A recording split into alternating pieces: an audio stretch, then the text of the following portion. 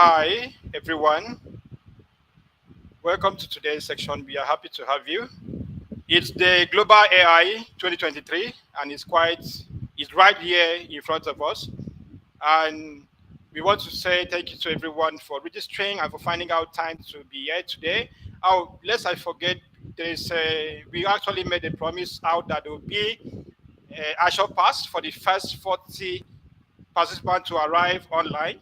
So if you are just arrived online, I can see about two people online. So you have to reach out to drop your name and your okay. Just get in contact with us after the section. First 40 people, we are going to also take note of that. So today's section is going to be a very fantastic section. We are having about four live information packed section for you, and you are going to enjoy your stay and watch and learning. Going to be filled with learning and impactful sections and interaction for you to learn and also unlearn. So welcome once again. My name is once again is Moetuk. I'm one of the community leaders in the Microsoft Azure Nigeria community. So we are here for you. We are here to make sure that you enjoy today's section. Welcome. Thank you. So I'm going to bring forward one of our moderators in the presence of Oluwatosin. Oluwatosin is one of the key leaders. She's the one currently leading the community at the moment. We all know her as one of the most powerful and senior consultants when it comes to Azure and also Power Platform as well, MS365 as well, and Azure, of course. So Oluwatosin is going to introduce herself. Sorry, okay. Oluwatosin, over to you. All right. Thank you very much, Imo. Why is the most powerful? I was actually shaking here, and when I heard that introduction about Power Platform, I'm like, oh, I don't know Power Platform. All right. Hello, everyone. I'm happy to be here. My name is Oluwatosin Anishar. Um, I'm from Nigeria. I'm based in Ireland. I have computer science background. I have over 13 years of work experience, and I have over half a decade experience, particularly with Microsoft Cloud Technologies, which is Microsoft Azure and Microsoft 365.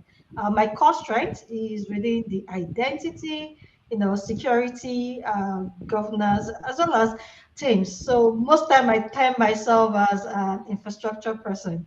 A Microsoft certified trainer, and also a Microsoft MVP for Azure. I'm happy to be here today. I look forward to the goodies, for this global AI event.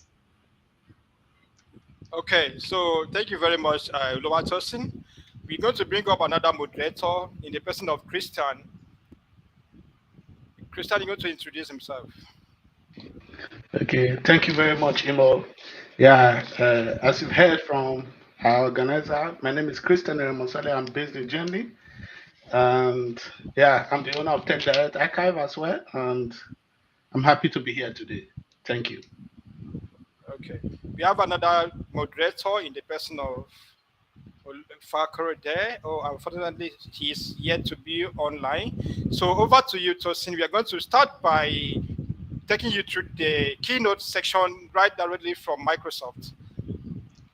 So, Tosin, over to you. Yes. All right.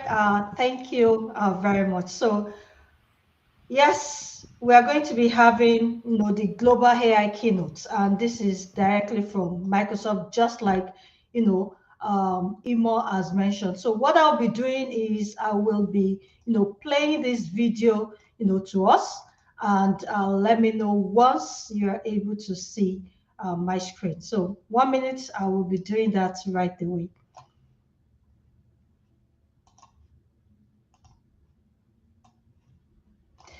All right. So I'm sharing my screen right now.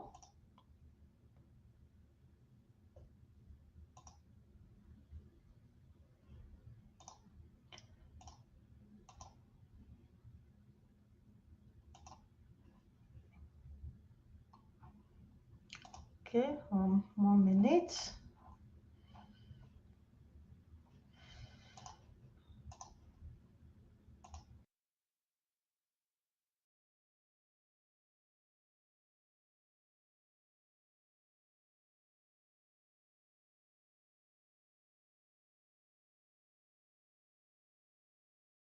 apologies.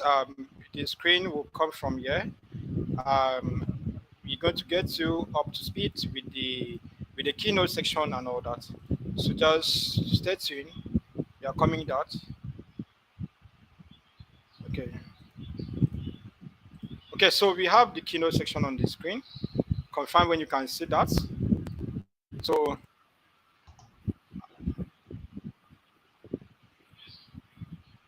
I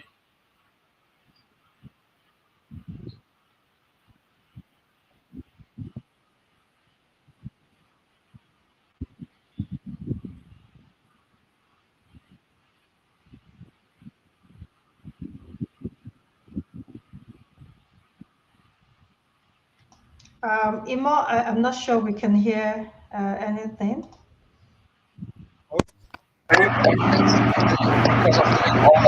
okay, can you hear now? Can you hear it? Okay, not yet. Maybe you can stop sharing. Let me share from my hand. Okay, you can see your Possibly it could own. be better. Yes. Okay. Apologies. Yeah. Apologies, everyone. Just few issue. Try to share from here.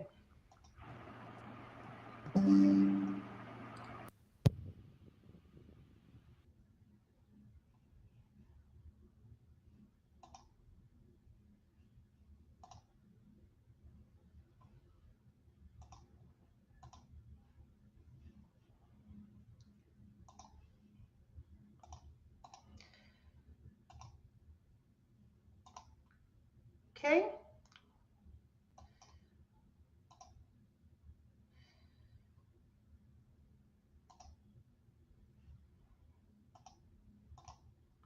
I believe we can see my screen and we can hear the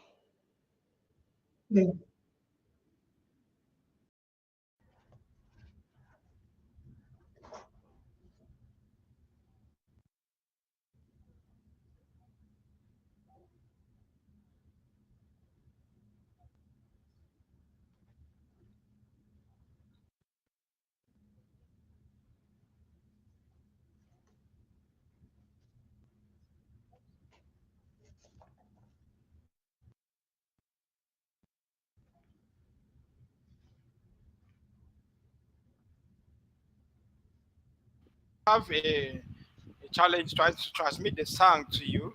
I would go ahead and try again sharing it. So let me bring back the chosen screen and see if that works. Let me. We can actually a link has been dropped for us to watch, but we can actually see the images at demonstrated.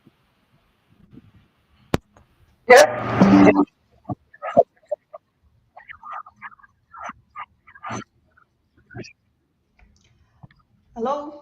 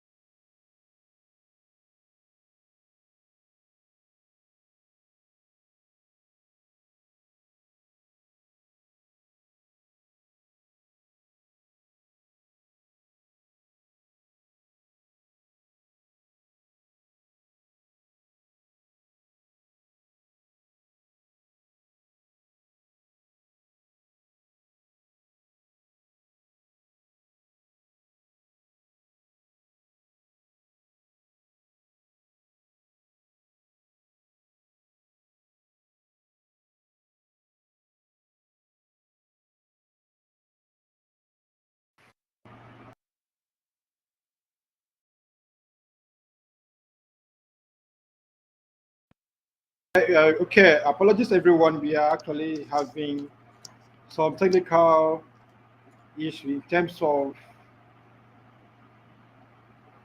just too long. Okay, so we have everyone. We have sent the link to everyone, so you can always go back to recap to watch the keynote section. And we're going to also send the link again. The link is right there on the screen and also on the chat section, so you can always go back to watch it.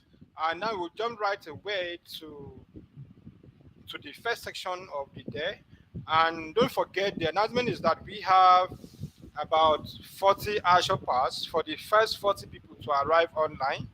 And immediately after the section, please reach out to me in particular on LinkedIn. My LinkedIn profile is going to be on the chat section. Then I will share with you how to reclaim your this thing, how to claim your social pass with 30 days validity. My LinkedIn profile is coming. So now we move down to the first section, and the person that will anchor it, that is Oluwatosin. Oluwatosin, are you there? Are you still there? Hello.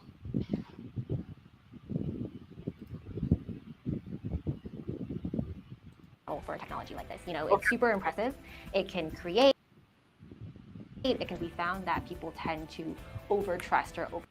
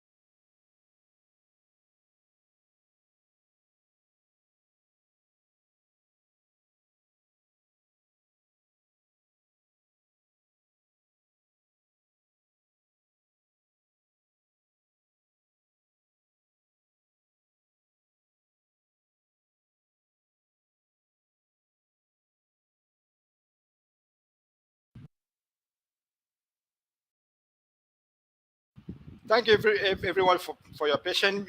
Apologies, we are facing some technical issues from our end, and we are back now. We are back now. So we will go ahead and introduce the first speaker for today's section in the person of. Let me share my screen so we can pick it up from there. Okay. So yes, thank you very much, and honestly, sincere apologies, and thank you. So for the global AI keynote, we couldn't play the entire video, but we have the link shared with everyone in the chat, so we can all watch and enjoy, learn one or two things from that keynote, probably after this event. So I'll be introducing the first speaker for today. This is someone I actually, or should I say, really respect. He's a developer. He's a Microsoft certified trainer, basically focusing on Microsoft data platform and Azure IoT security. You can name it. Okay, he's the owner, principal consultant at Lunacat PT. He has over 23 years experience of fund developing information and multimedia systems, for DBA project as well as IT management. He has, so many interesting qualification, and this is none other person than Andre Balanchier. Please welcome Andre. Hello, thank you very much. Thank you very much for having me. Okay, so I know everyone is having a lot of technical issues. It's not just here, it's everywhere. So my screen had a lot of problems and I had to change a lot of adapters so that this thing would work. Wow. My computer got rebooted like 3 or 4 times today, and everyone is having the same problem. So maybe it's an Windows 11 update, something like that. There is a lot of issues going on, so please don't worry. So if that's okay, I will share my screen. And let's say share system audio as well. That seems interesting. And I will try to show some cognitive services if that's okay. Can you see my screen? Is this okay?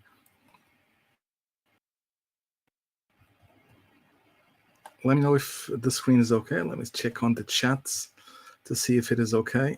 1 second, please. Okay, let me know if this is okay and if I... Oh, okay, wait. I'm having the same... so seems I'm having the exact same problem as well. Give me a second. Okay, so... okay, so can you see my screen now?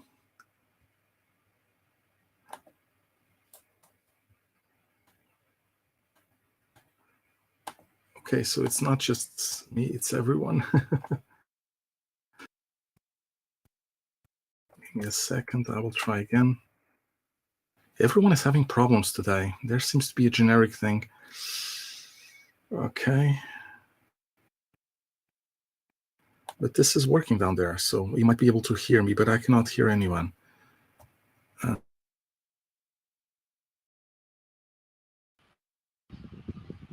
Yeah, Andy, we can see your screen.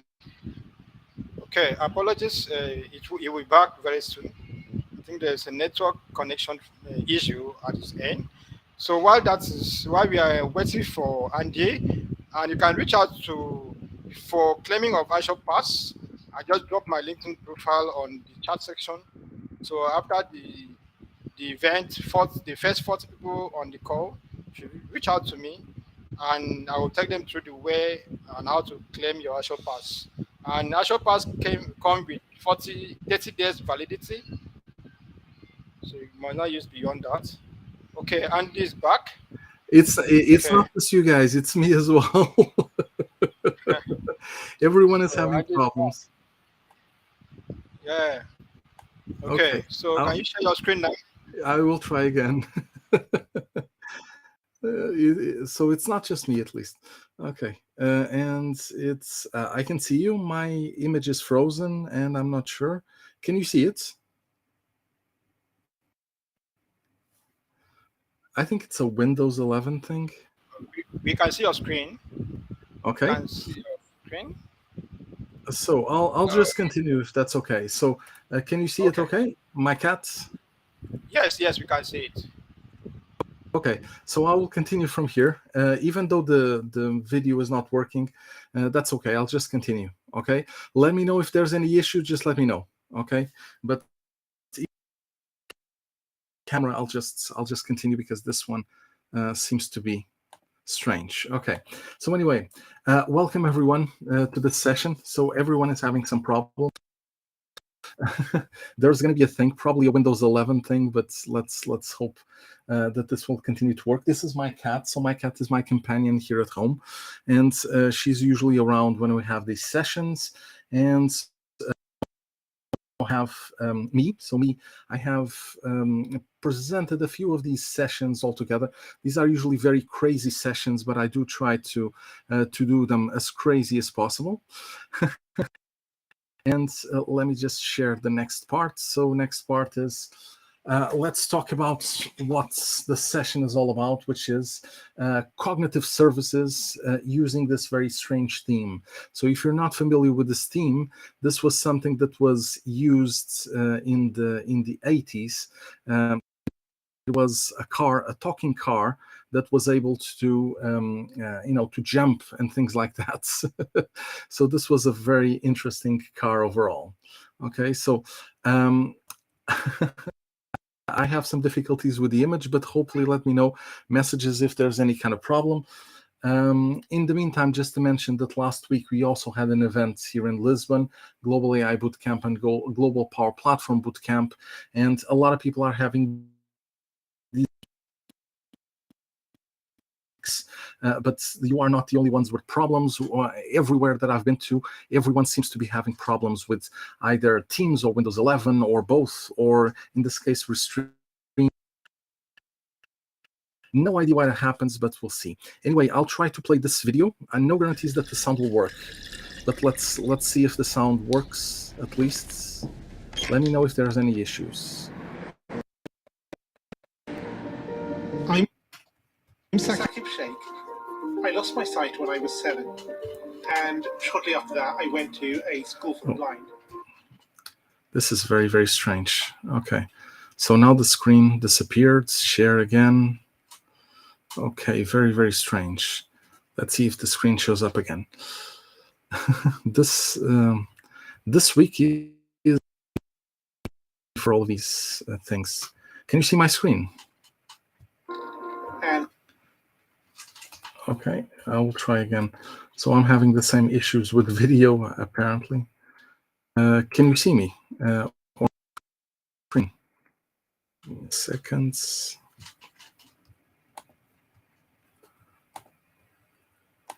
Okay, everything is frozen. Okay. This is very, very strange. First time this has happened to me in Restream. It's completely frozen. Very strange. So I will just, okay. Wait a minute, okay. So restart. Okay, very, very strange. Can you see me? Can you see my screen? Okay.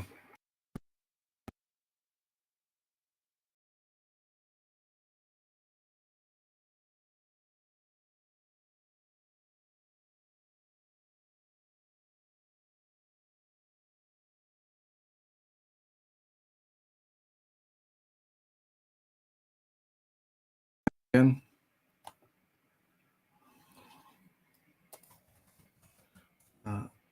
I'm back. Okay. So let me just try to share my screen again. A lot of issues, especially with cameras, I think. So I think that the main issue is with cameras. So let's see if I can get this to work.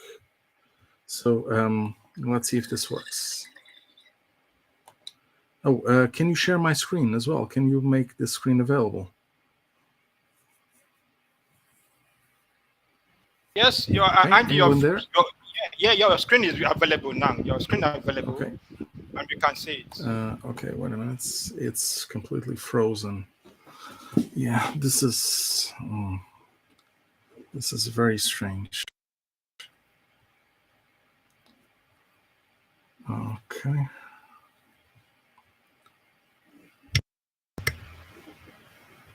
Okay, can you see me?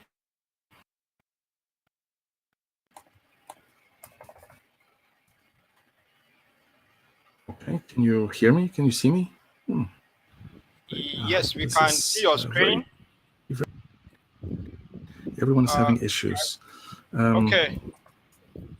Can you send us the recording so we can upload it later on our YouTube channel?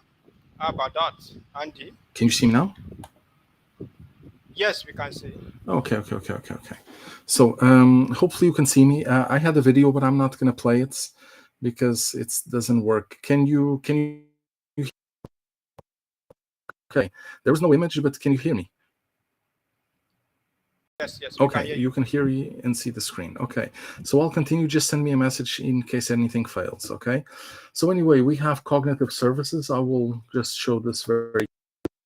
Okay, avoid the animations. And how do cognitive services work? Well, you start with cognitive services that are starting in any appliance. So this can be a cell phone. This website, something like that. And typically you have a server or something in the middle that receives your requests. This is a matter of security in this case, okay? And they will send the requests to Azure to the actual cognitive service, learning web service or something like that. Now, in that case, there's some magic happening here, so that will work really nicely. And then it returns back to the server and they will process the information. So information that gets returned is JSON, okay? And it will continue on the server and then be sent to the client, which can be anything, even an IoT device, something like that, okay? So the cloud is very nice for this. You even have services that are just inside the IoT device. So they still need the cloud to synchronize, but they are mostly outside the IoT devices. So we'll have a look at some examples like this, okay?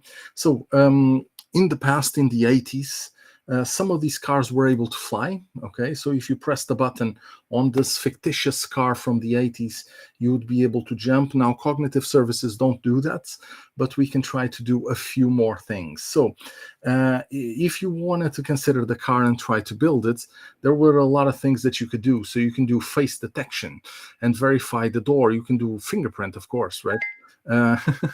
But you can do a lot of crazy things, and things like recognize license plates. So you'd be able to check the actual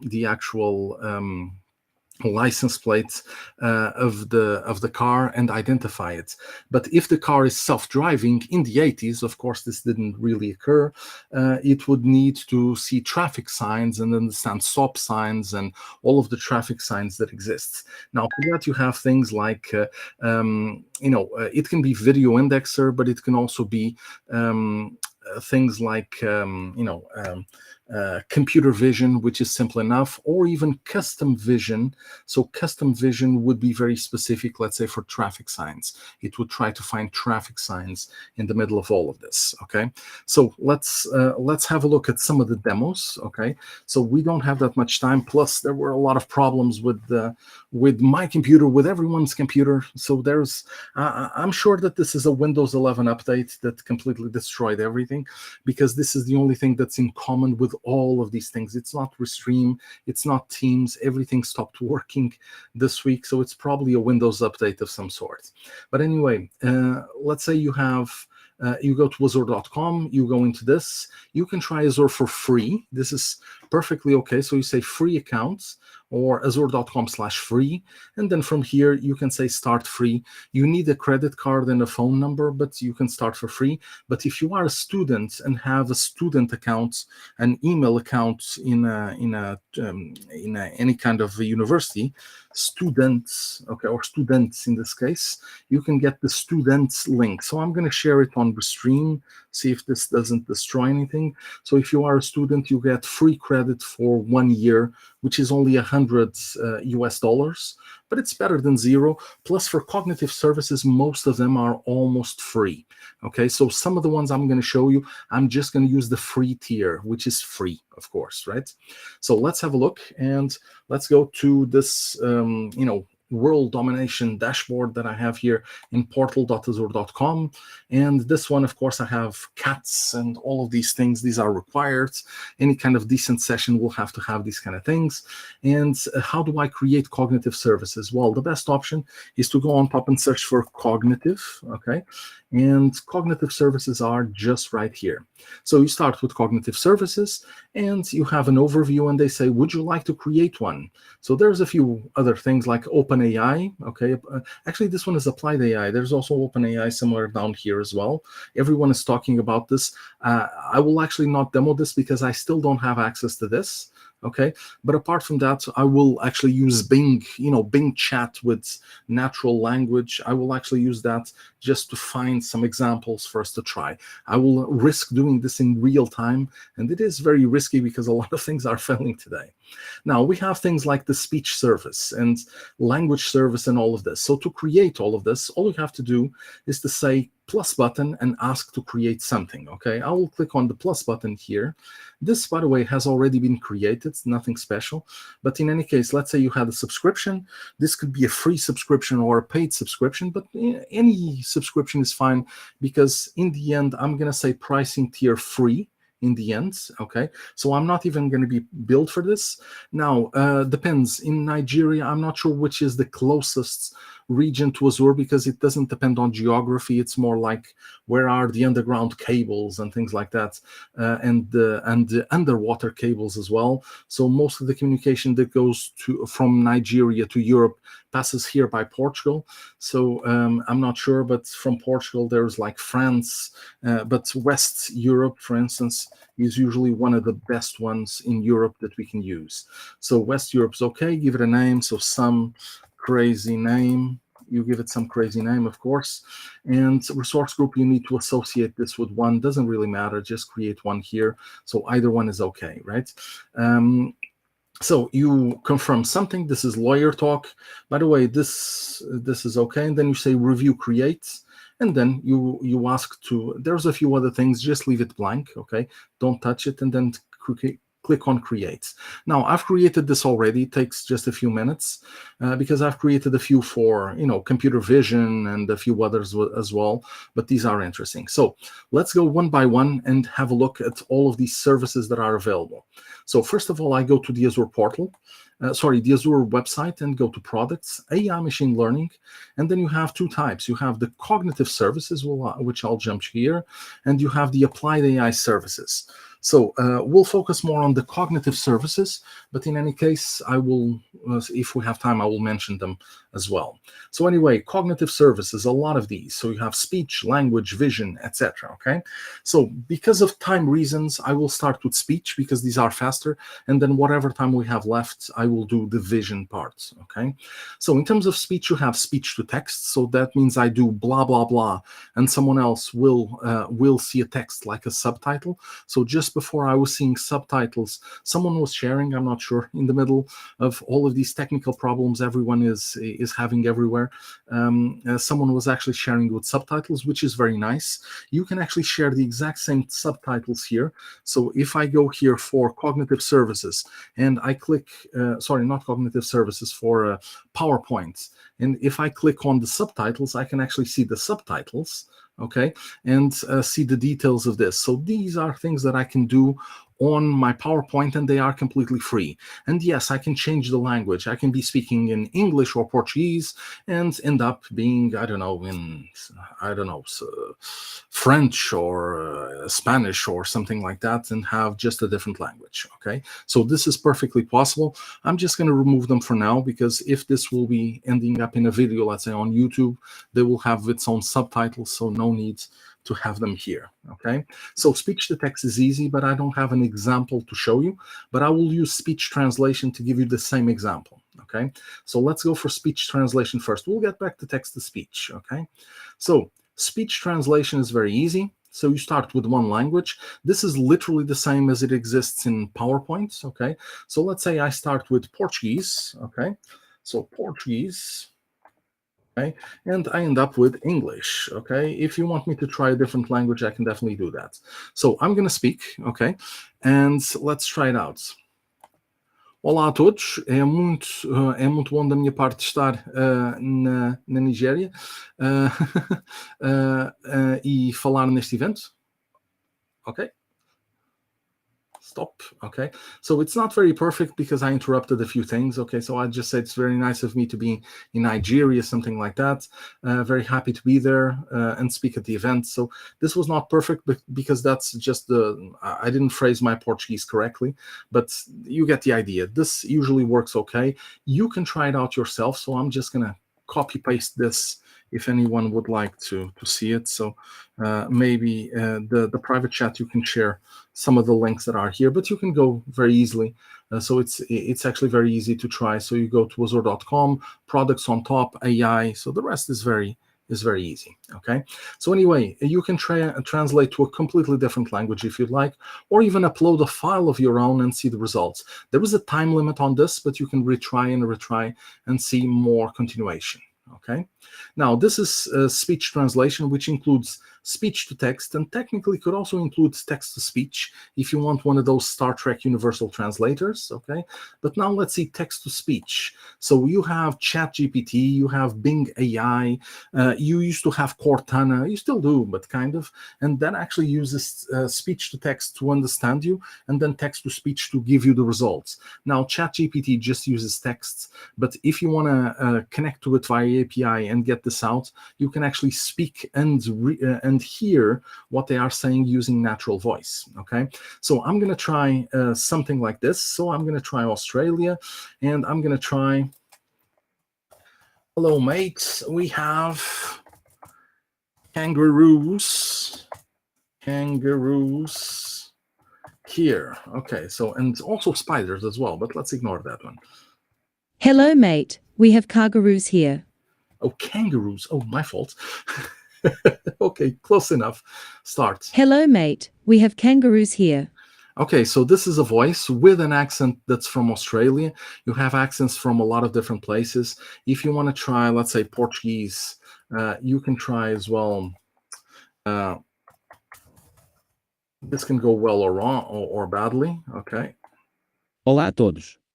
So you can actually try this, but if you go for English again, and if you say something like this. You can replace this text with any text you wish. You can either write in this text box or paste your own text here. Okay. You can replace this text with any text you wish. You can either... So these are like the commercials you usually have when they have to say all of the things they need to say, but very fast. So you can have this automated, and it works really well. So all of this is cognitive services, text to speech. And yes, you can use a lot of APIs with, these are web services that can simply connect to this and get you one of these results as an MP3 or as a stream of audio, whatever you want. Okay. So it's actually very, very easy. There's a lot of examples, so I'm not going to go into a lot of details because we have very limited time. But down here, if you go down here to getting started, so at the end of each cognitive service, this is text to speech, but the other ones are the same. You have read the documentation, try out the sample codes, and Speech Studio. So there's another thing as well. So you have stuff on GitHub, but you also have stuff on learn.microsoft.com. This is the one I want to go to. So learn.microsoft.com, and then they will say text to speech. Get started with text to speech, for instance. And then say, oh, what's the programming language? You choose a programming language that you like. Let's take C#, and then set up the environment. You need to set a few things like the keys and things like that. But is this really C#? Okay, yeah, weird formats. Okay, so yeah, this is C#. So you add all of the code. It's literally copy pastes, okay? And in the end, most of this you don't have to do anything, just copy pastes. And in the end, you can just run it. So they do have a lot of explanation how you can do this in all of these programming languages. If you don't like a certain programming language, you can actually use a different one. If you want to use REST API, you can use wget or curl to actually try this out. So curl or wget, and you can write this out in a command line if you want to. So if you don't have access to a programming language available on your computer, you can try it in a command line, and curl is immediately available on Windows already, so you can try it. Okay, so speech to text, text to speech. Okay, so let's go back to cognitive services, and I have here so speech translation we talked about. Speaker recognition, what is this? Well, every time someone speaks, I speak, you speak, someone else speak. The Azure cognitive services, they will gather information about that person. So they will gather like a hash of what your voice sounds like, and they will memorize it. So that means that the next time someone actually has some kind of speech, so they talk to people, they will recognize if it is you, if it is someone else, and they will say, oh no, this voice is this person, this voice is that person. There's actually something called video indexer or video analyzer, because they changed the name so many times. And that video indexer actually allows you to understand which person is actually speaking at which time, which is very nice. Okay, so speaker recognition helps with that. So if you want to put subtitles but then actually specify who the person is, they can actually do that as well. Okay, now just to mention for vision, for instance, now let's actually talk about vision, and then whatever time we have left, we'll check out the rest. Okay, so for computer vision, I'll actually go through the other ones first. Okay, so I'll go to custom vision first. This one is easier. Okay, and I'll end up with custom vision. So this is what happens. This is the interface. Okay, so there's an interface for custom vision. I'm not going to try it again. Sorry about that. Very limited time. But what you do is you start with custom vision. So you create a custom vision service in your Azure portal, and then you start to add items to this. So these are cans. So what you do is you add all of these images, and then around these cans you draw rectangles, and these rectangles will say that this is a Coca-Cola, they will say that this is a Pepsi, they will say that this is, whatever it is, and they will add all of these things, and they will try to understand what these are. And then you put some labels like Coke, Diet Coke, or Diet something, and then add all of these texts together. And then when you decide to do a test, or you use the APIs, of course, that's the objective. Let's say you can just ask, okay, I have an image here, what kind of objects do I have there?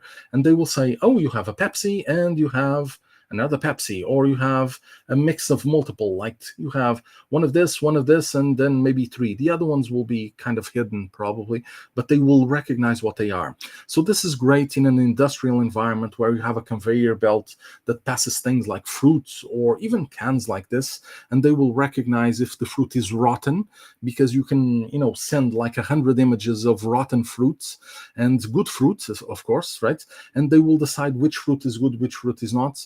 And then based on the results, let's say one of these tags that they will tell you if it is good or not, they will be able to use some arm to remove the bad fruits or remove some other product that's not good from the conveyor belt. Okay, so this is very flexible for a lot of different applications. Okay. So custom vision is easy. You can program it yourself. There is a minimum limit, which is you need to include at least 15 images of each tag. Okay, that's the limit. Even if you repeat the photo, that's what I usually do a lot of times if I'm just doing a demo. But in a production environment, you should take a lot of photos of different angles, etc., and different lighting, those kind of things, so that it is recognized properly. And to actually train it in terms of machine learning, very easy. So you add the photos, you put the rectangles around them, and get all of the tags. Click on the train button. You wait, depends on the time, right? A few minutes, maybe half an hour at most, if there's a lot of images, and then you can test it out. But then if you click here on predictions, so all of these settings that you have here on top, there is actually going to be a setting somewhere that will tell you, here's the address of the REST API, so that you can try this out for yourself. Okay, so very, very easy. Okay, so having said that, let's try out the next step. So custom vision is easy. Face API also allows you to do a lot of things, but has a limitation, same as the OpenAI, which is nowadays you have to ask to join that program. So that means that even if I wanted to use it now, it doesn't allow me to use face recognition. So it doesn't have any examples here. Sorry about that. But face recognition is basically detecting the person's face, detecting if they're male or female, their age, their hair, etc. The thing is that they now have a different logic in terms of privacy, which I honestly don't understand, because I live in Europe, and we have like a very strict GDPR, so regulation for privacy, and there was no limitations. Okay. There was no limitations for this. Okay, so it's very strange. So anyway, face API, you have to request it, but let's say computer vision is easy. So I will try to run a computer vision here. Okay, so I can go to computer vision, so all cognitive services that I already have. So here on the left, computer vision. So we have here computer vision. It's already created. I'm going to jump into it and do a quick demo on computer vision. Okay, so first of all, I need this key. So key here, I need this key. because this key will be what's what allows me to use the service and associate with my account and pay for it. This one I might also need, but there's a way for me to just connect to the West Europe one, so it is okay. And I will need to jump into the overview and then jump into something which is the API console down here. Okay, once I am here, it will jump into the right place. Okay, a computer vision API, I'm going to say describe image because I want to describe the image and actually see West Europe here and actually have a text describing what the image is. So very easy. Okay, so in the meantime, while this is working, let me just go to Bing and get Bing chat. So okay, so give me a second. Hello, give me a nice image of Nigeria. Okay, I'm expecting something well known from Nigeria anyway. So while that is working, I'm going to go here to West Europe. I'm going to put in the code here. And now I need to get the address that I'm going to get from Bing. Okay, so I'm doing this live. Okay, so this is Bing, Getty Images, iStock Photo. So cities, places, I don't know, something. Let's try it out. Let's try images. So one of these. Okay, so I'm assuming that this is well known. So it says Lagos here. So I will try this one. Okay, I will try to see if this copy image link, see if the link works. Okay, so if the link works, this seems to be okay. Link seems to be working. Okay, tell me if this is not a good image. Okay, and I will try a different one or share it in the screen and I will try in a different one if you'd like. Okay, but let's try this out and see the answer. They might recognize it or not. I'm not sure. They might just say a few buildings or something like that. Okay, so I'm actually saying sends. Did I click on sends? Oh yeah. So yeah, we have the exact same problem with. Okay, I think this is a Windows 10 problem. So let's try this again. Let's see if this is actually working. Yeah, everything is very, very slow, I think. Okay, so let's pretend that this worked okay. Okay, so today seems to be the day where everyone has problems with the demos. Okay, so I will skip this part for now because I cannot seem to be clicking it.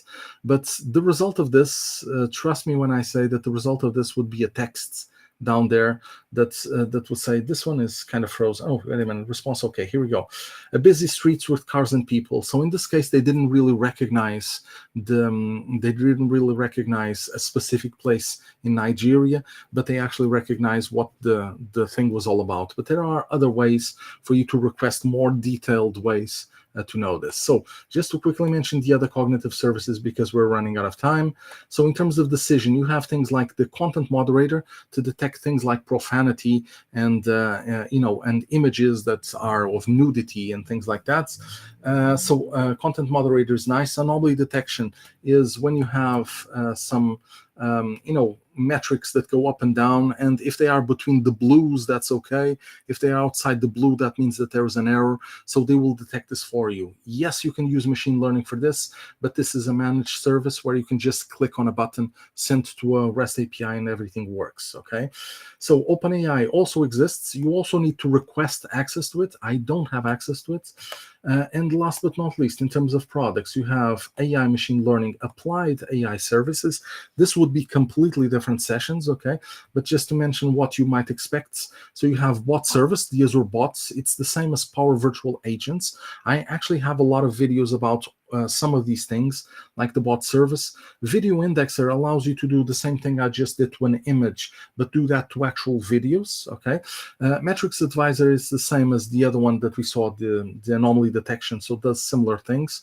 Immersive reader, if you are on a lot of things in, let's say, Teams and other things, immersive reader allows anyone with disabilities or difficulty reading to actually use bigger text and divide the words and things like that. Okay, forms recognizer. This is the last that I'm going to show you, and this forms recognizer allows you to actually see So I'm not sure if there's a document here I can see. Sadly, no.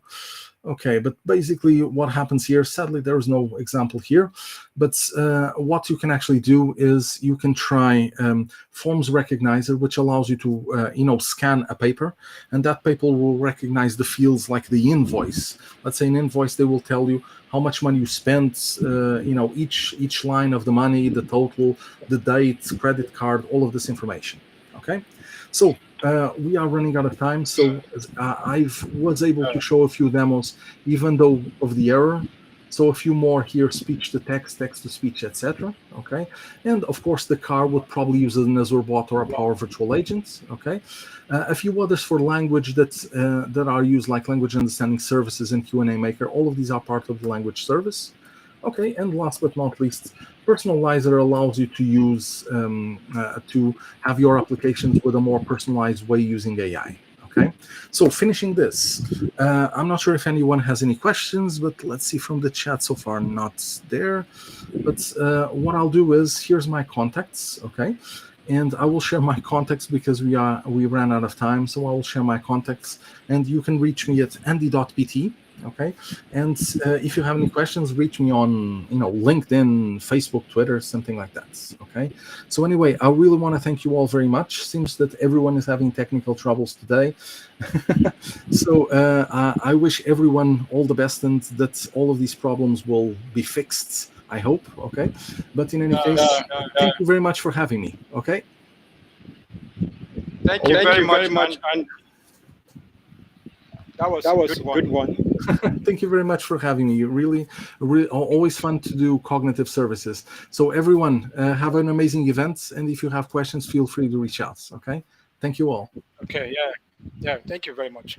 We really learned a lot. Okay, thank you guys for listening carefully, and also for attending. Please, if you haven't filled the attendance form for the Azure Pass, do so while we move on immediately to the second section. Okay, Christian is online to take over the second section. Okay. Thank you very much, Imo. Can you hear me?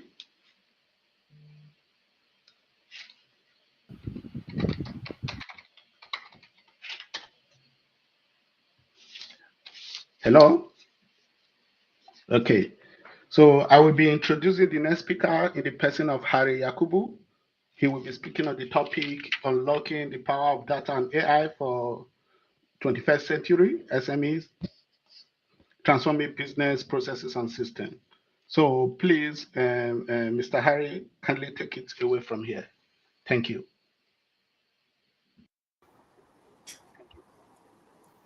All right, good afternoon, everyone.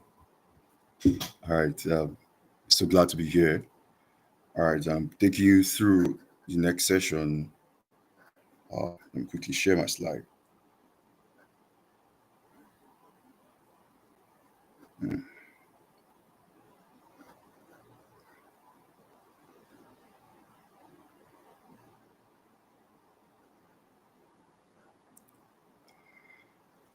So I want to be sure you can see my screen before I continue.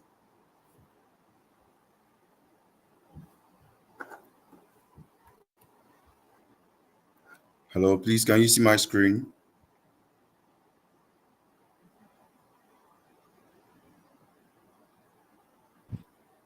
Yes, you can see your screen. Carry on. Yes, you can see your screen. Carry on. All right, so I'm pleased to take you through the next section, which is unlocking the power of data and AI for 21st century SMEs. All right, I'm Harry Yakubu, as he has rightly said. I'm a business intelligence analyst and founder and CEO of Resolutives. All right, so quickly, let me take us through the objectives of this presentation. Firstly, we hope to describe the core concepts behind data and AI and how SMEs can use them to enhance business systems and processes. After that, we hope to also provide scenarios on how SMEs can use data and AI to gain knowledge, make better decisions, and improve customer experiences. We also hope to highlight the possible benefits of implementing data and AI solutions to SMEs. in SMEs. All right, and also hope to draw attention to the challenges and of setting up an AI solution. All right, and also share the best ways to implement these data and AI strategies for SMEs. We also hope to encourage SMEs to use data and AI for business growth and, of course, productivity. So, what is AI and how does data and AI impact SMEs?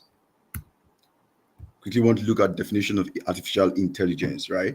AI stands for artificial intelligence, which refers to the creation of machines or systems that can perform tasks that would typically require human intelligence, right? Such as visual perception, speech recognition, decision making, and language translation. A lot of all of that, right? Basically, just making our computers and our smartphones, our machines smarter, all right, and so they can carry out tasks that will usually or need humans to actually carry out.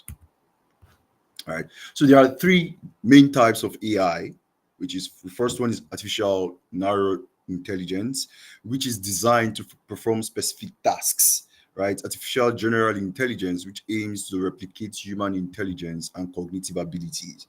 An example of that would be the nanochip that is being developed by one of Elon Musk's company, the Neuralink network. All right, artificial super intelligence, which surpasses human intelligence and can perform complex tasks beyond human understanding. All right.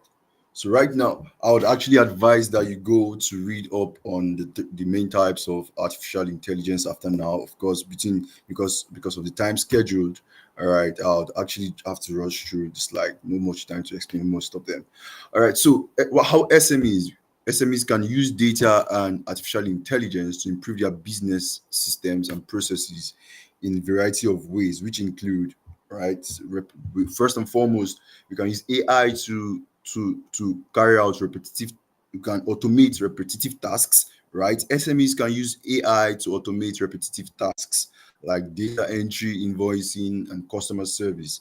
This allows employees to focus on higher value tasks while also increasing efficiency, right? You can also use AI for SMEs to provide personalized customer experiences, right? SMEs can use artificial intelligence to analyze stored customer data and provide personalized recommendations, offers, and content.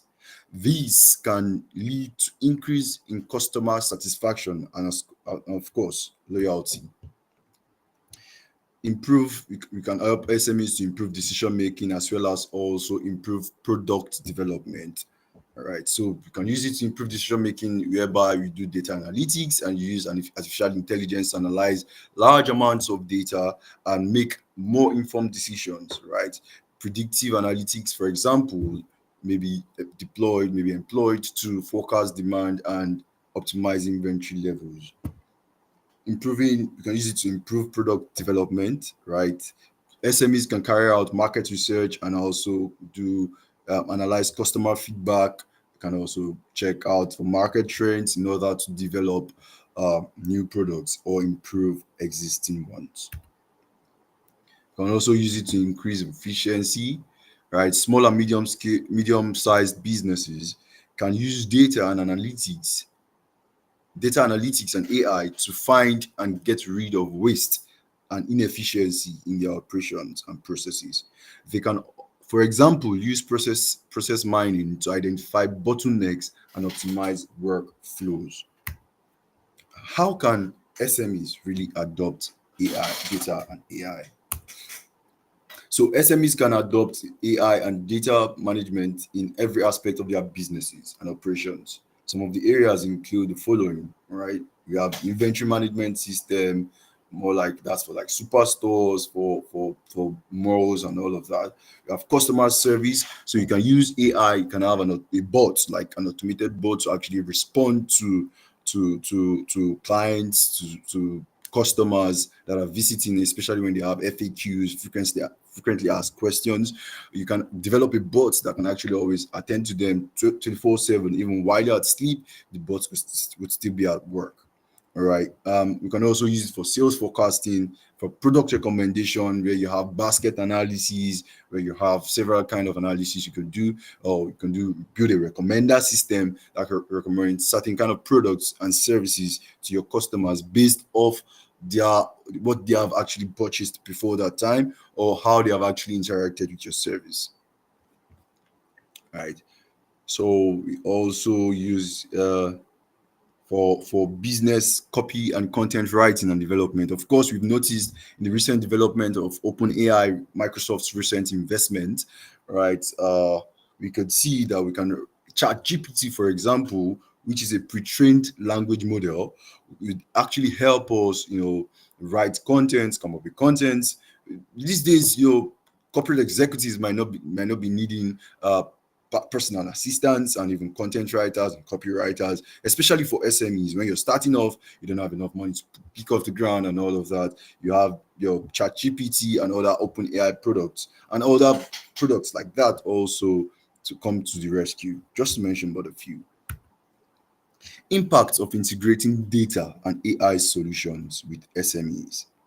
So what impacts does this implementation have? Of course, when you're able to automate repetitive tasks, all right, you can definitely the staff strength of any SME could actually now focus on more productive tasks. Of course, this will actually have a ripple effect on the productivity level of such teams and such staff. Right, so it actually leads to productivity improvements. Right, AI powered automation can assist SMEs in streamlining their business processes and workflows, reducing the need for manual labor and human error. Right, this can result in increased efficiency and productivity, as well as improved quality control. So I can most times when I build like an email, an automated email response, right, I tend to ask myself, how would it be like that I can hire a staff that's going to do that for me? Definitely I'll be paying so much, and definitely I have to service a staff to do that, right? And also monitor. Of course, that could be stressful, that could be strenuous. Now I can have the machine do that for me, while my staff could actually focus on something more productive. Right, it also has financial benefits. By automating tasks and workflows, SMEs can reduce labor costs and achieve significant financial benefits. Furthermore, data and AI solutions can help SMEs with inventory management, waste reduction, and supply chain management, all of which can lead to cost savings and, of course, um, increase in revenue. In profit margin. So it also establishes SMEs for market supremacy. Very wonderful experience, right? So prior to this time, most SMEs might not be able to even compete with the big guys in the game, right? But because of the advent of AI and and data analytics, right? You can now you can compete because you have what it takes, right? So because of cloud platforms for analytics, for something like Microsoft Azure machine learning, right? Something like that could actually help you optimize your production, your services and your products rendering, right? So SMEs that utilize data and AI solutions could really gain a competitive edge by being more dynamic, more productive, and customer focused. SMEs can gain insights into customer behavior, preferences, and needs by leveraging data and AI, then utilize this information to create better products, services, and customer experience. Of course, leads to improved customer experience. I would like to know if there is any question. You can also just you know indicate, tell me if there's any question in the room so I can attend to it. Right. So the keynote, I want us to take note of this. AI cannot reach its full potential, right, until it's accessible to everyone. And because until everyone can get to use to enjoy the benefits of AI, that's when AI would actually reach its full potential. Of course, that's because AI thrives on data. So the more people uses an AI solution, the more data it has, the smarter it becomes, right? So what are key barriers to adoption, to AI adoption? Number one key barrier, barriers to widespread adoption. One key barrier is small data sets. Like I said earlier, an AI application is an internet or tech in an internet or tech company might have about 100 million data points to learn from. Now, if you want to let's imagine, let's look at the adoption of AI in big tech companies and web customer and web companies that make use of the web to sell their products, that probably have over 100 millions of hundreds of millions of clients or customers, or even billions of customers. Obviously, such AI solution will be smarter, right? Because it has more data points to learn from. Of course, like I said, AI thrives on data. So because it has more data to learn from, it has more information, becomes smarter, and then of course gives up better information. Hi, Harry, you have a So question. now let's Harry, you have a question. Someone said, what did you say? what are your thoughts? You have a question. What are your thoughts? You have a question. All right. What are your on the concerns of AI to reduce creativity and reduce originality of content creation, especially with the advent of chat GPT? Please ask your question again. I didn't get that. I was struggling to hear you. Okay. The question says, what are your thoughts on the concerns of AI to reduce creativity and originality of content creation, especially for students with the advent of chat GPT? So I want to be sure I got you right. What are my thoughts on reducing creativity for students, especially with the advent of chat GPT? Am I correct? Yes. All right. So okay, so this is one thing I've usually, because I run an edtech company, I've been able to interact with a whole lot of young folks, and most of them in my mentorship cohorts. I tell them this, and it's simple, right? So with the advent of AI, I've always told them that AI will not take away your job or creativity. Instead, people who use AI effectively will take your jobs and will be more creative. AI has not come to steal your creativity. Instead, it has come to make you more productive. In fact, you become more creative when you know how to handle artificially intelligent software, right? Basically, what you just want to do at that point is, so recently I was having a conversation with an AI engineer where we were talking about how the implementation of this chat GPT could actually affect humankind. And then one of my submission was that, so what I feel here is this, right? The only thing is, instead of you, for example, imagine where you have to, prior to this time, you have to write your own code yourself to build just a landing page website, right? Now look at the transition between when we had to just write just what HTML, CSS, and JavaScript to build just a landing page, right? Now imagine what happened when content management systems like WordPress and the rest came on board. It made our developers become smarter and faster. So they produce products. They give out products within a shorter frame of time, and a more robust product, right? And also a more cost-effective product, if you permit me to say. So, like I said earlier, I just want to reiterate that AI will not take your jobs. Those who use AI effectively are the ones that will take away jobs. And for the creativity level, right, AI will even make you more creative, make you more spontaneous, because now you don't have to build something from scratch yourself. All you have to do is leverage on either an API or whatever it is or you leverage on, like I said, the language text-based model, which is ChatGPT. You can leverage on that. I kid you not, right? So recently I've been doing a lot of content. Prior to this time, I pay content writers to come up with content for me. But right now I didn't have to pay anyone. So you can be tech inclined and still write content yourself. So it makes you more productive. I hope I answered your question.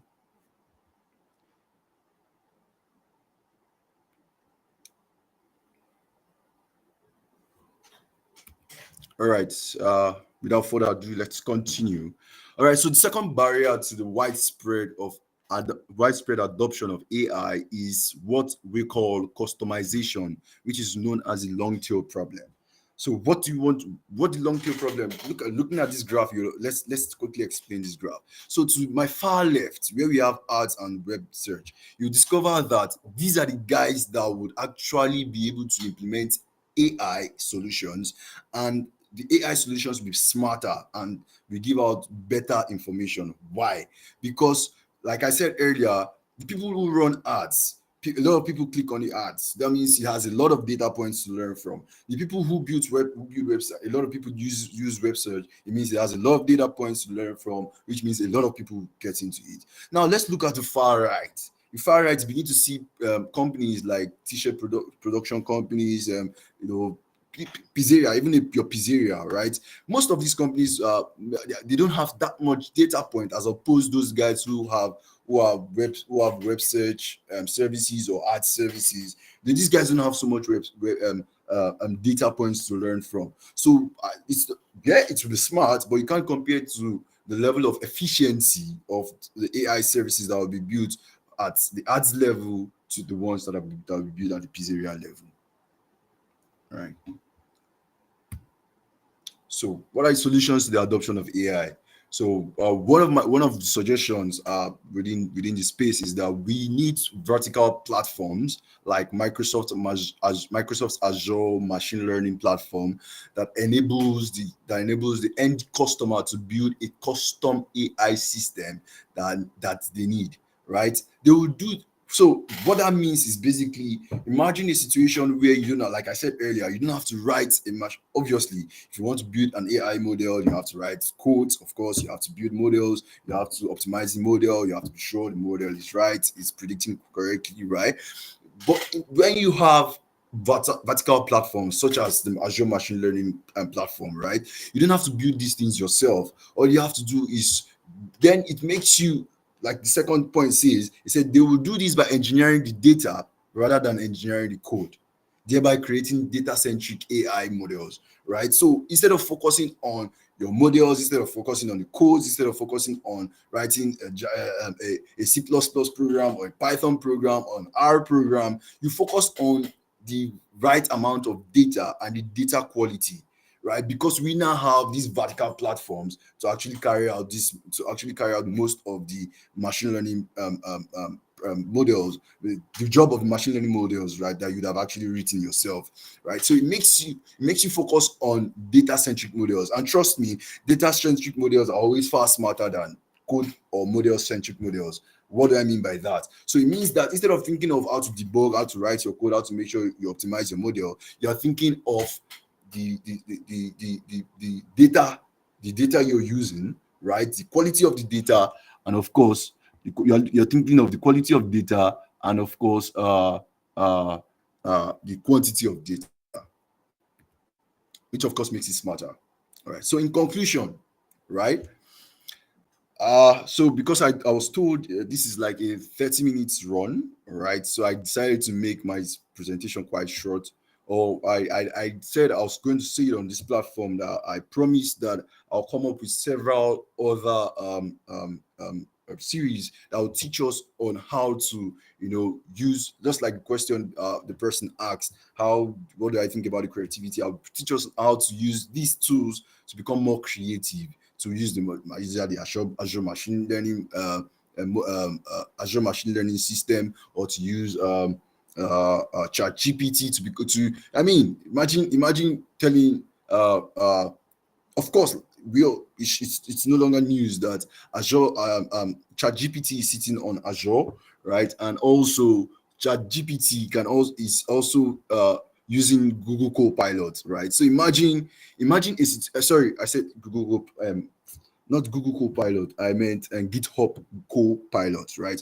Imagine a situation where you have that much amount of data. You have so much amount of data, you have different codes coming in from different places, and then you have vertical systems, you have systems that could actually write these codes for you.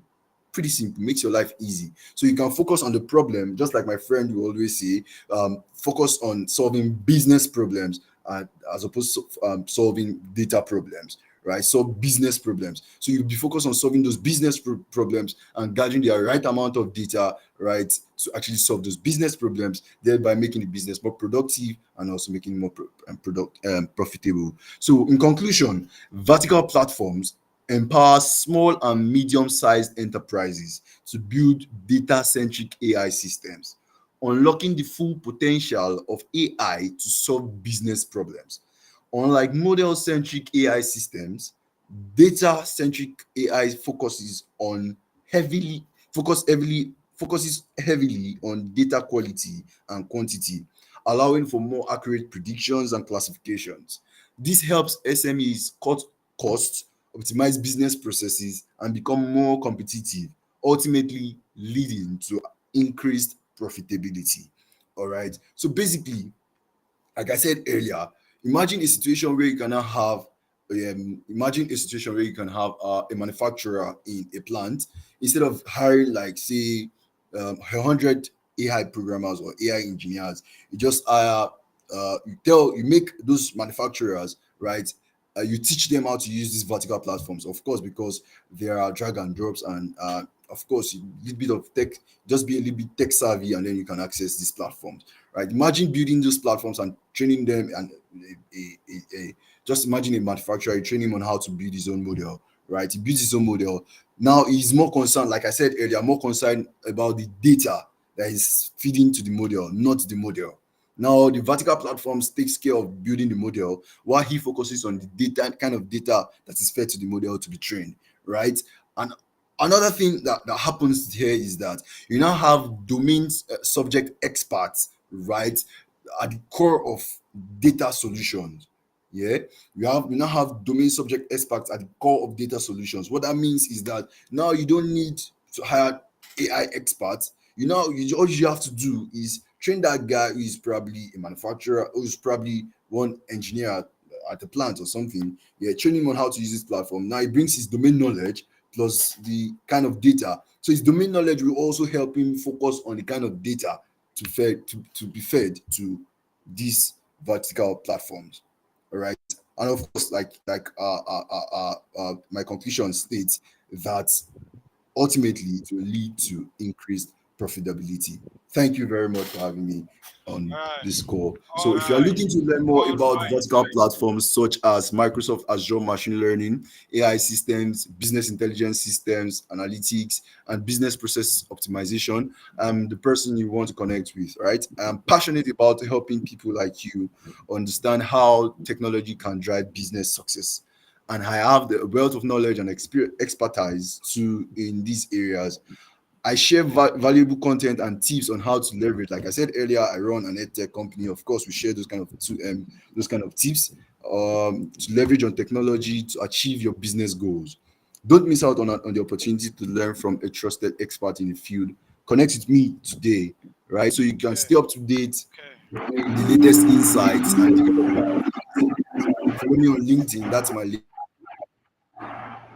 Okay. Thanks very much, Harry. That was a good one. Please, if you have any question for Harry, follow up Harry on LinkedIn, and he will connect with you. He has some fantastic solutions for you to offer. So we jump right away to the fourth section in our series, and the first section will be handled by myself and Raphael, and we will be covering. Let me share my screen so you can all see.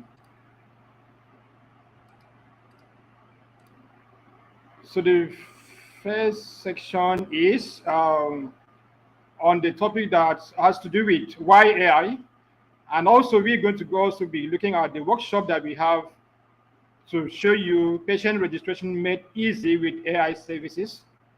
And I'll be anchoring this section with Raphael. So Raphael, over to you.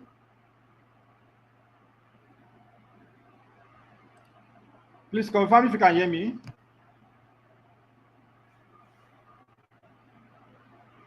Raphael, you are muted. We can't hear you.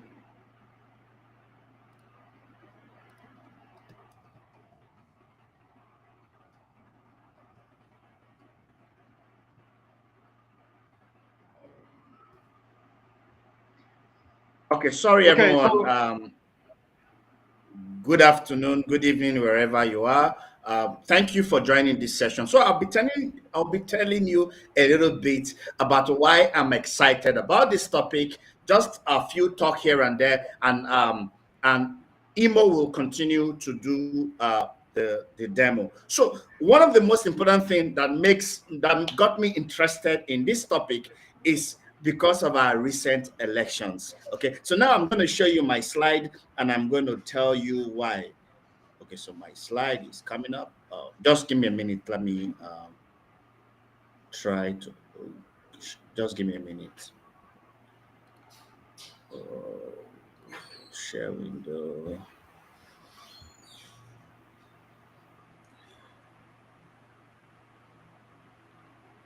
Okay, so I made mention earlier that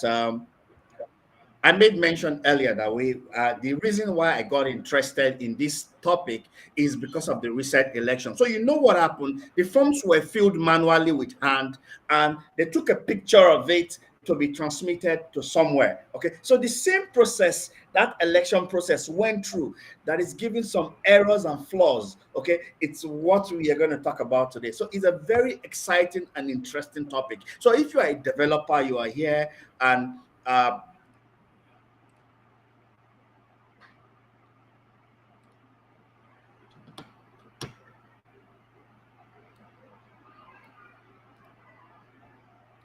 okay, so I'll be jumping in right away, and we don't have enough time.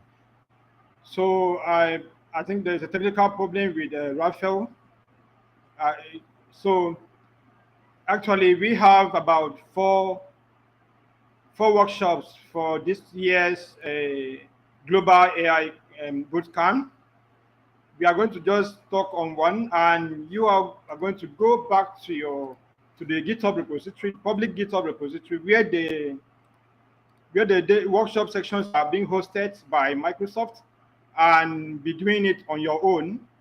At the end of the day, as I said earlier, there's a form for you to fill in order to claim your Azure Pass. That Azure Pass will enable you to work on the workshops on your own and submit back to the community. We will create a form and send to you where you can submit your solution. Access look out for the link to the workshop on the chat section. You can access the workshop on this. Okay, so we have this workshop showing there. The link is right there. So I'm going to jump in immediately and take you through some of the things you need to know. First of all, for you to carry out this demo, I don't know if my screen is visible enough. You need to first create a folder on your desktop, which is called patient registration form. That's what we're going to work with. Like Raphael had rightly said, AI has come to stay, and AI is here to make our work very easy. And we are to make use of AI. You can see the recently development by the Chat GPT, that everything is changing the way we do things and all that. So first of all, let us even understand why the artificial intelligence in the first place, and why do we need it and on a daily basis, and also to make our tasks easy for us to carry out. So the AI, as I said, has come to stay. And number one thing is for it to assist us. We have been facing a lot of computational data that we handle on daily basis. So looking at the way the volume of data is growing on daily basis, it is something that is likely to go out of human control in the nearest future. So that is why the adoption of artificial intelligence has become very necessary among the tech professionals and everybody, including even individual. We all make use of Chat GPT. We all do a lot of research and all that. So I will jump right away to this place. To start with let me bring up the GitHub page where the workshops are being hosted. So we have the first workshop to be patient registration made easy, which is the one we want to just play around, spending our time. So on your own, go ahead and do the rest of Introduction to Azure ML Responsible AI. There are lots of and we have about machine learning with Azure ML. So it's actually 3 workshops. Okay, it's 3 workshops. So you can always work with them. Okay, so now we have a I haven't cloned my this thing, my data. I've cloned the data to my desktop, and I made a folder called patient registration. Let's even work with that. I made a folder called patient registration, and the data file that I want to use for this demo has been cloned into it. And I've opened that same folder in my VS Code. The right ID that you need for this section is just your ID alone, and you're good to go. So I'll quickly go on to setting up the workshop environment using Azure Container Instance. As we all know, Azure Container Instance is a container instance, a kind of container solution on Azure that's available for you to use. So I'm right here in my Azure portal. Let me see if the background can be modified so that I can see it clearly. The theme can be modified to white background. Okay.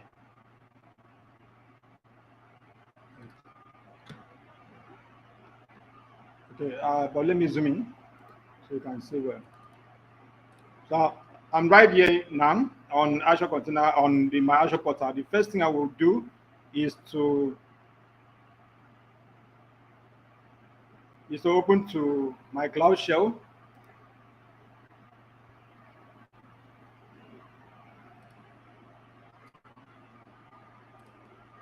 Open to my Cloud Shell.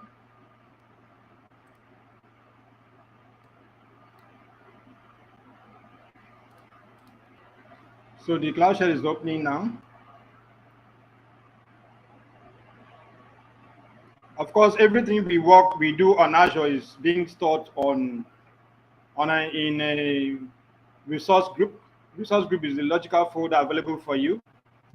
I think it is for free. Once you set up your own environment, you don't get charged for using a resource group to store your resources. So I have my own Cloud Shell set up. So I'm just going to, I've already templatized all the things as a result of time is not on our side, so everything is going to be automated. So I have my resource group being created. Already is created as LG Global AI. So I'll go ahead and maybe find out. Now we're going to create what is called a developer container instance that will actually host this on this thing. So I'll create that with this.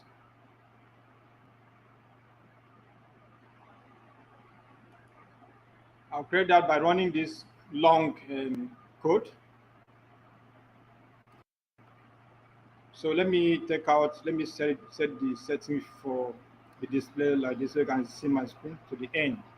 So now we have having run this, you can go to the GitHub and find out the workshops and do them on your own. This will take approximately maybe 2 minutes to create. So let's wait while that is running.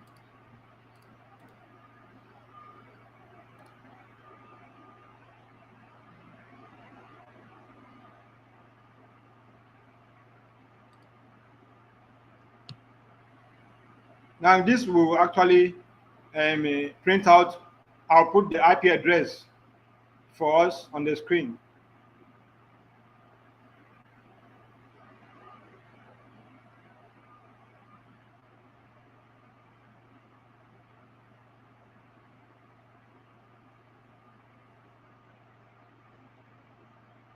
So once that is done, the next step is for us to test the connection to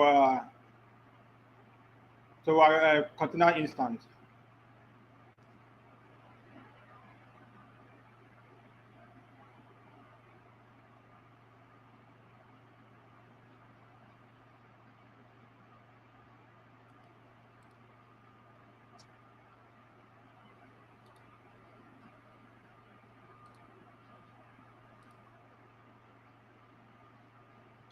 So part of the tool that we'll be needing is remote SSH on my Visual Studio Code, which I'm installing right away to save time.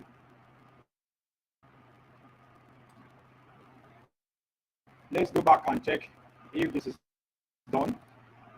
Oh, it's still running.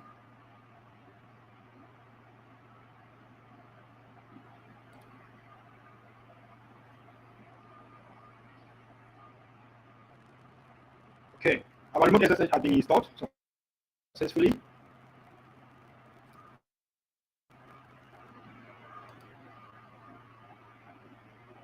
So if you have an active subscription on Azure, you can walk along with me.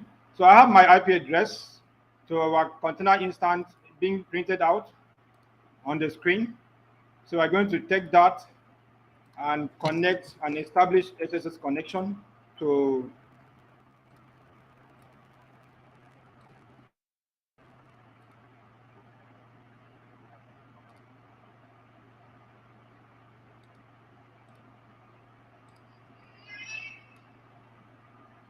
so we run this on still on the Azure portal on our Cloud Shell interface. We are going to run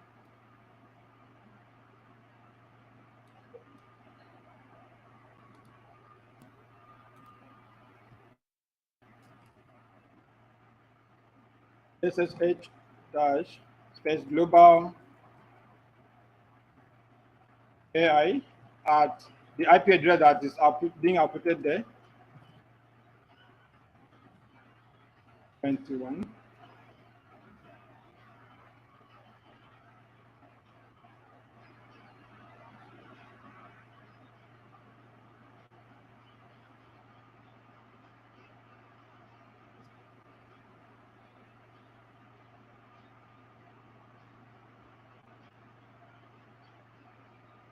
Okay, let's see if that works.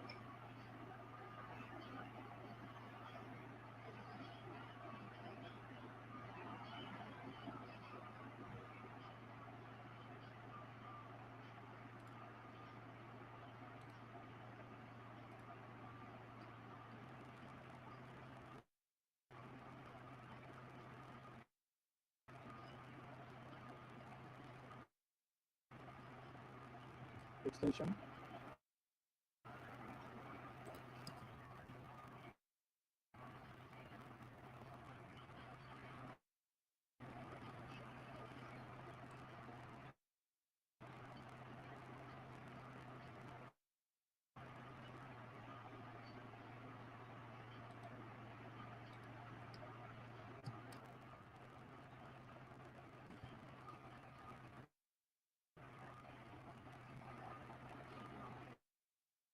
Okay, apologies. Let's see. Let's go back to this point and see if establish. Okay.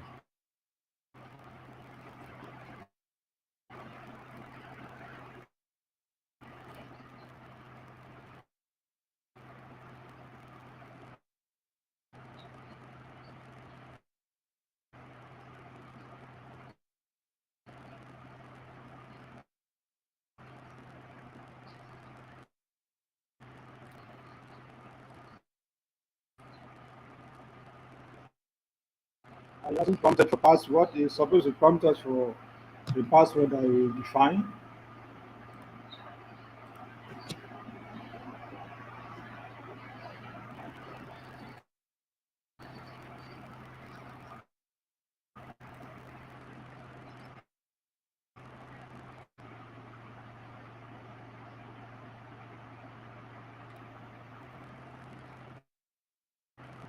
Let me exit this.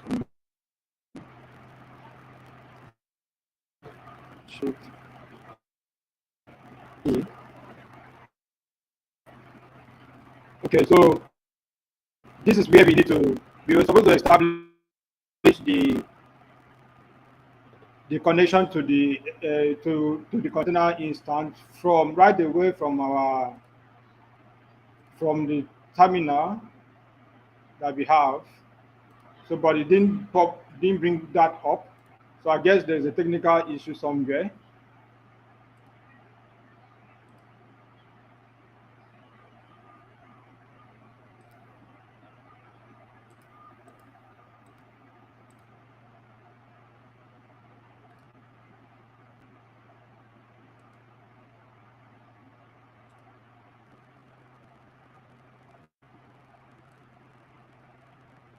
Okay, so that is part of the thing you're going to do when you are taking your time to carry out the exercise on your own. So for now, let's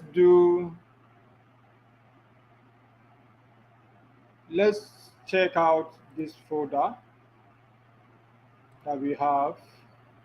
Okay, we have the asset here already. We have cloned that. So now select.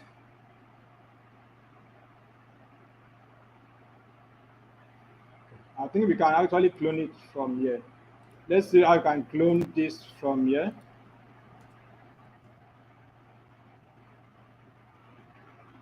Clone. Let's check out the directory available in this place.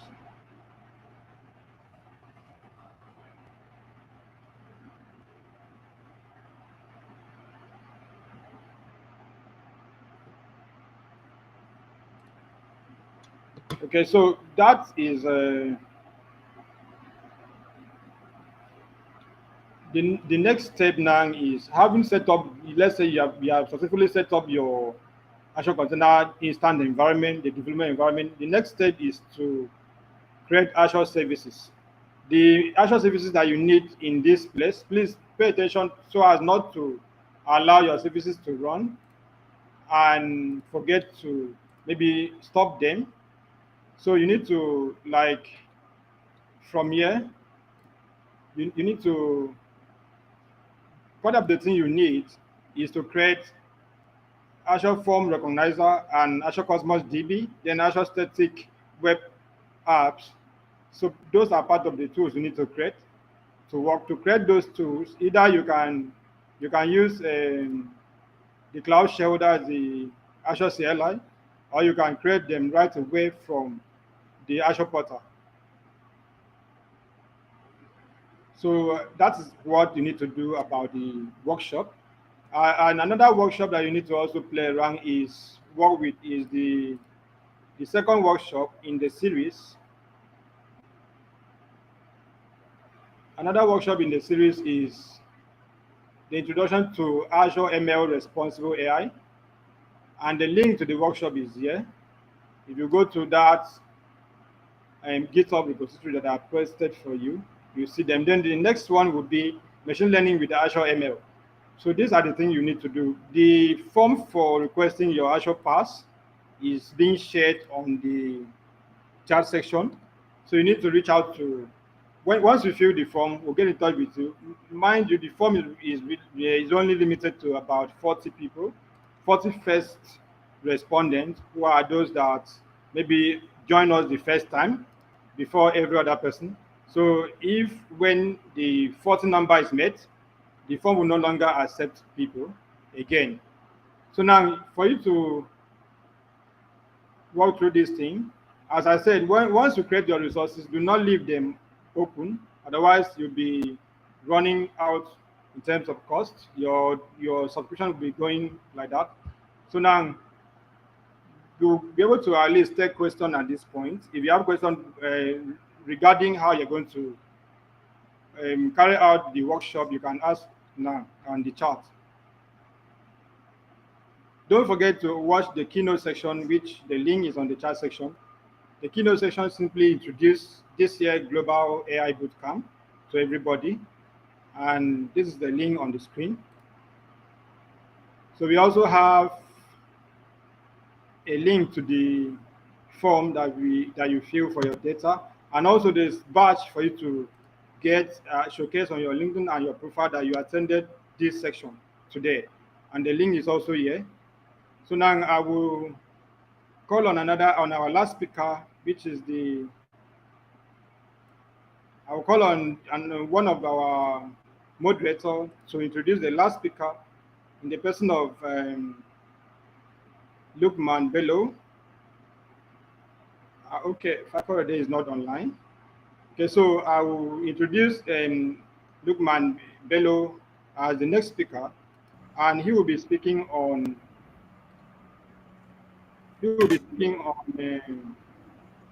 AI and the future of work, impact and job opportunities that are available for everyone.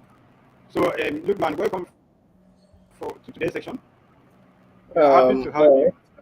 All right. Can you hear me? Yes, we can hear you. Awesome, awesome. So I will try and share my screen, um, presentation slide, um, just to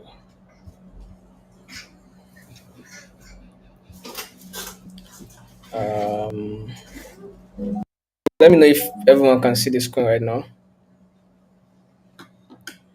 All right. Um, Joining us today.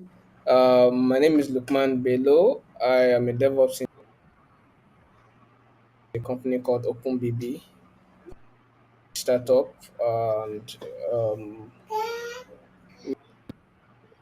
an open source company. But today I'll be discussing about AI and the future of work, the impact, and job opportunities. Um, so what will be discussed today will be around one, the current impact of AI on the job market, potential job opportunities with AI. Then we'll look at the ethical considerations surrounding the use of AI in the workspace, and also the importance of being relevant as these AIs are coming up. It's going to be a very short session, so I'll try as much as possible to keep it very short as possible. So there's no need to start defining what artificial intelligence is, as most of my other honorable speakers have already spoke define what AI is. But AI is just artificial intelligence, or the ability of machines to perform tasks that typically require human intelligence, right? Such as perception, reasoning, decision making, and so on and so forth. Now, these AIs, right, are currently being used across a wide range of industries, right, including healthcare, finance, transportation, e-commerce, manufacturing, education, and so on and so forth.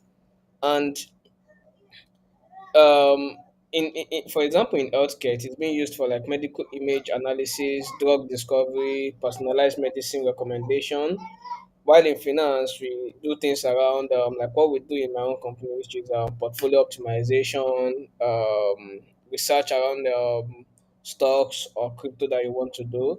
In transportation, we know what Tesla is doing, autonomous vehicles, and maybe traffic management.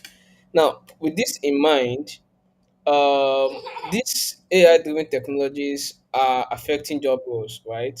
Which some of the job roles that they are affecting virtual assistant job, people that do predictive analysis, right? Um, so these are some of the jobs and workforces that are so these are some of the tasks that these AIs are doing, like chatbot and virtual assistant, predictive analysis, the AIs that drive cars, the robotic process automation systems that we have, machine learning for detection, medical diagnosis, agricultural automation, and so on and so forth. People that do these jobs on a day to day are having their jobs affected by what these AIs are doing. Now, um, in as much as jobs are being taken away by AIs, there are also potential job opportunities created by these new AIs that are coming up. Now, we will look at it from this angle. We as humans have capabilities and we try as much as possible to stay productive. But there are things that we do that we can use to win time, like my boss used to say, like we used to win time. So things like information processing, right? AI can easily help us to like identify and validate more information that can. So once we give them this information, let's say your company have like a requirement and then you need to like provide a solution. Like say I'm a DevOps engineer and I have like a requirement that I've gathered in terms of like I want to do like a disaster recovery system. AIs can easily help me to fine tune my thought process, right? Another very good thing that AI has been doing so far in terms of how we developers or engineers or software professionals work with it is in terms of debugging. God knows how much time we spend debugging issues that, let's say, for instance, if you have an AI that can help you look through your code, would figure out this thing, like, oh, I miss a comma here and I'm getting these errors here. or you need to like write like a bit of like a bash script, and you need to just do this research here and there. Now, what these AIs that are coming up nowadays are doing for you is helping you to streamline your search, like making it your search very, very effective. Now, with these things in mind, there are also new job opportunities that these AIs are now providing, or people that are going to be using these AIs, and some of them are, are roles that require you to data analysis, right? So AI trainers and explainers, so people that can train these AIs are going to be getting more opportunities, right? Um, the people that do cybersecurity experts, with the help of AIs, will be able to detect like anomaly detection, like machine learning anomaly detection in your infrastructure. Instead of you having to look at your logs and all those things, you have AI analyzing these logs in real time, giving you anomaly detection. There will be people that will be in charge of AI ethics, people that will also be able to actually utilize various AIs together to provide automations, right? People that will also train this AI in the field of medic, in other specialized fields, and so on and so forth. So as companies try and create new products with this AI, with this AI, there will be like they will need like personalizer. So there will be like products and services that are going to be created, and people needs to be the one interacting with this AI. These AIs are not going to just be producing things because they know how to do it, right? Now, having this in mind, we'll come to the ethical considerations around when we use AI and how we use AI in the workspace, right? Because the use of AI would definitely raise things around data privacy, bias in their decision making, and ensuring transparency in how AI is used, right? So we need to start looking at, oh, how do we develop ethical guidelines, right, for these AIs in our workplace or in our companies or environment that we're using it, so that it is responsible and it's trustworthy, right? Most of us can attest that ChatGPT or any of these like Bing Chat. I was using Bing AI the other day, and it was just spewing some nonsense to me. So it was just spewing back some irrelevant data. So that's one of the reasons why like company like OpenAI have decided that, oh, let's cut off the information, so that doesn't have real time information. It has information cut off to like September 2021, so that we don't have information's overload on these systems, and we can fine tune the kind of data it is spewing out.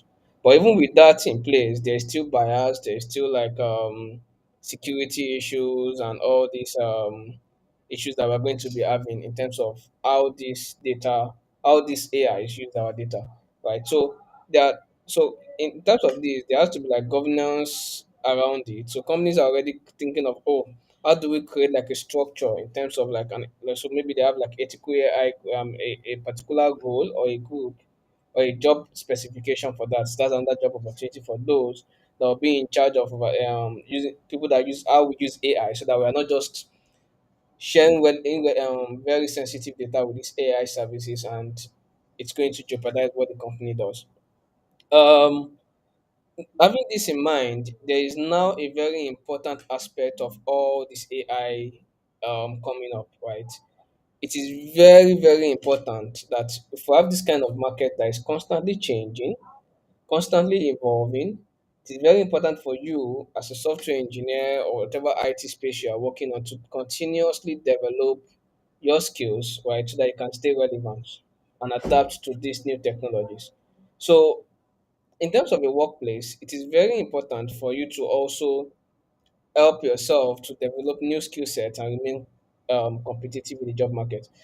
For those that are using AI to like do the natural language processing systems, people that know how to really give these AI's prompts are going to be the ones that derive the best out of it. It's not those that just ask it question and answer. So if you're able to actually advise it on what you want it to do for you, you will derive the best things out of it. Also, companies can now embed AI into the employees' data to actually use it to fine tune how they train their employees, right? Because you're able to understand where they are lagging behind, right? So if you use like your data analysis AI and your machine learning and other things that do things around data, they'll be able to offer suggestion in terms of mentorship and coaching, right? So it is very important for companies to start thinking around how they will be upskilling their employees to understand how these AIs can really help them. So, key takeaways, right? In summary, AI is going to change the job market in both positive and negative ways, right? Some job roles will be affected, opportunities will be created. It is not very important for you to know where you will be playing it. Oh, I'm a content creator, so I know AI is coming for my job, right? Not entirely, but in some ways. So gone are the days where I have idea blockers where I don't know what to write.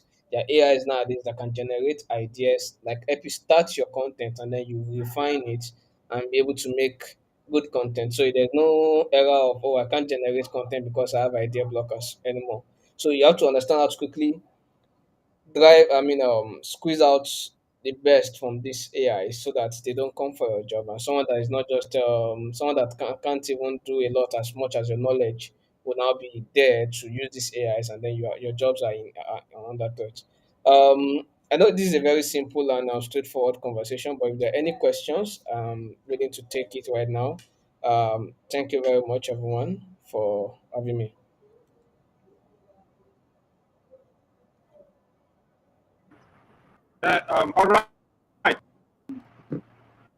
All right, Yakubu, that was very good. Lukman, sorry, Bello. That was a very short and good section, straight to point. So at this point, we would like to use the opportunity to thank everyone that have made it to the section today. And it's been amazing having everybody on the call.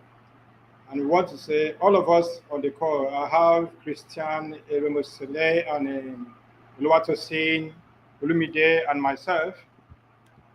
To say thank you to you. I don't know if you, Justin, you have something to drop to the audience before we call it a day. Um, no, I'll just I'd like to thank everyone, for taking time out to join us for this global AI 2023. So, and also a big thank you to all the speakers that also volunteered, their time to take us through this. It was really a great session, an interesting one. I personally learned one or two things, from this training. So a big thanks to everyone. Okay. Christian, any thoughts for the participants? Your Yes, I last would word for say, them? yeah, I would say thank you to the participants for taking out their time to join this event. And it's been a pleasure also listening to the various speakers. I would also appreciate you guys for your time. And lastly, thank you very much, Imo, for the opportunity to moderate today. Yeah, thanks, You're guys. welcome. Okay, welcome. Leave me there. Any final thought for the participant and the speakers? Yes, yes, yes. First of all, I want to appreciate you more. Like your commitment is inspiring. Thank you for allowing me to be a part of this. I also want to appreciate the speakers. These sections have been very interesting. I've learned a lot. I really want to appreciate them too for their time. And for the participants, let's harness the power of AI. You should not wait till people that don't even understand these things get a grasp of it and begin to use them to compete with us. First mover advantage is always very important. And from the sections that we've learned, I also encourage us to follow up, go through the workshops, even the section that was the first section by Andy, learn how to use these services and make the most of it. Thank you. Okay. Thank you very much, everyone. So we have something lining up for you next. And remember, this event is organized by Asian Nigerian community, and we have several events being in store for everybody. The next one that we should be expecting is Global Azure, coming up between May 11 to May 13, 2023. So it is, as we keep communicating with everybody, we're going to be seeing updates and everything that will be happening during this period. And one, guess what, which I will hand over to Tosin to talk about this, is loading as well. So we have our conference coming up. Tosin has a little story to share around that. Oh, okay. All right. So, the Nigeria Azure Community Conference. I'm usually very excited about this, and this year it should be happening around the third week of June. Okay.